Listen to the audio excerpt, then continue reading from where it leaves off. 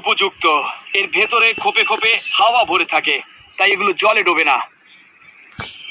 ওকে, এটার ওজন ভালোই হবে, তবে এমন একটা বাছা ভালো যেটা কাটার পর যখন পড়বে তখন নদী পর্যন্ত চলে যাবে। আপাতত আমি এর আগার দিকে সরু আর সবুজ অংশটা নিয়ে টুকরো টুকরো করব, আর তাই দিয়েই ভেলাটাকে বাঁধবো। বাঁশটাকে যে পাশে ফেলতে চান সেই পাশেই কাটতে শুরু করতে হয়। এই বাঁশটার উপর ভার পড়ছে না, সুতরাং এই দিক দিয়ে কাটা নিরাপদ।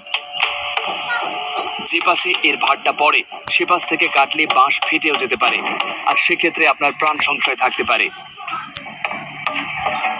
পরিশ্রমটা বেশি হচ্ছে বলে মনে হতে পারে, কিন্তু টাটকা দেখে কাটলে অন্তত আপনাকে পচা বাঁশ নিয়ে কাজ করতে হবে না।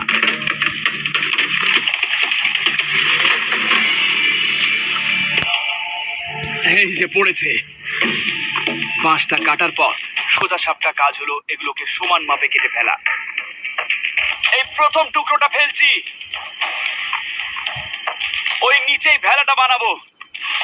এই কাটা টুকরোগুলোর ভেতরে যতই হাওয়া থাক, এদের ওজন যথেষ্ট বেশি। এটা এখানে পেতে ফেলি। একবার বাঁশগুলো একসঙ্গে করে বেতের দড়ি দিয়ে বেঁধে ফেললে ভেলাটাকে আর ডাঙার উপর নড়ানো মুশকিল হবে।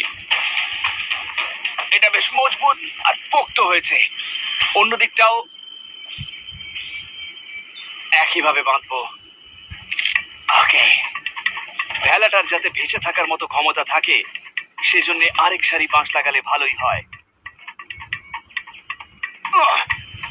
ওকে, এবার এটাকে এই অন্যটার উপর চাপাবো। এবার দুটোকে একসঙ্গে বাঁধবো।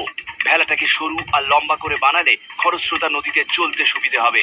বেশি চওড়া করে বানালে স্রোতে ভেলা ঘুরে গিয়ে তারপর উল্টে যাওয়ার ভয় থাকে।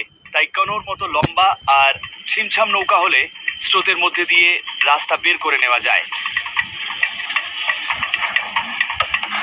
হয়েছে। আমার রয়্যাল নেভির বন্ধুরা কি বলবে জানি না, কিন্তু এটা তৈরি হতে আমি খুশি। শুধু একটা দাঁড় চাই। একটা বাঁশ লম্বালম্বি ভালি করে নিয়ে দাঁড়ের আকার দিয়ে নিলেই হলো। কোনো রেসে জেতা না গেলেও কাজ চলে যাবে। তাহলে এবার এটা ভাসানো যাক।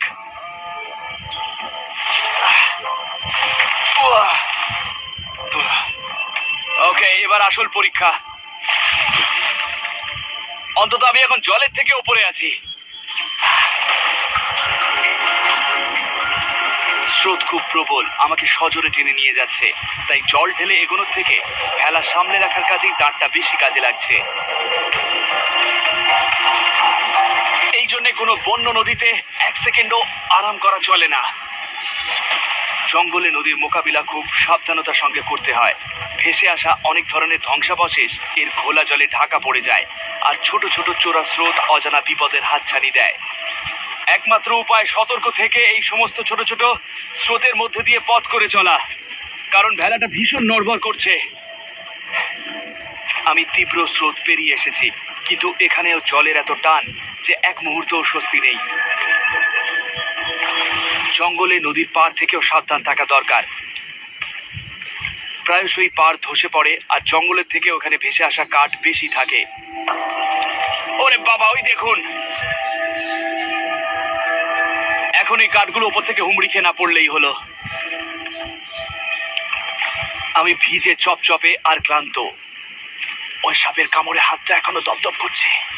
তবে অনেক ঘন্টা নদীতে কাটিয়ে আমি যা খুঁজছি তা দেখতে পেয়েছি। অবশেষে মানুষের বসতি। এটাই আমাদের বেরোনোর পথ। আমার ভেলা তার কাজ করেছে। নদীর পথ ধরে থাকায় আমি আবার সভ্য জগতে ফিরে এসেছি। ওই নৌকোগুলোর পাশ দিয়ে উঠবো। বনীয় চূড়ান্ত প্রতিকূল বন্য প্রকৃতির মধ্যে এতক্ষণ কাটাবার পর বাড়ি ফেরার জন্য আর আমার তর সইছে না। আরো বিস্তারে জানতে লগ ইন করুন discovery.com/man vs wild।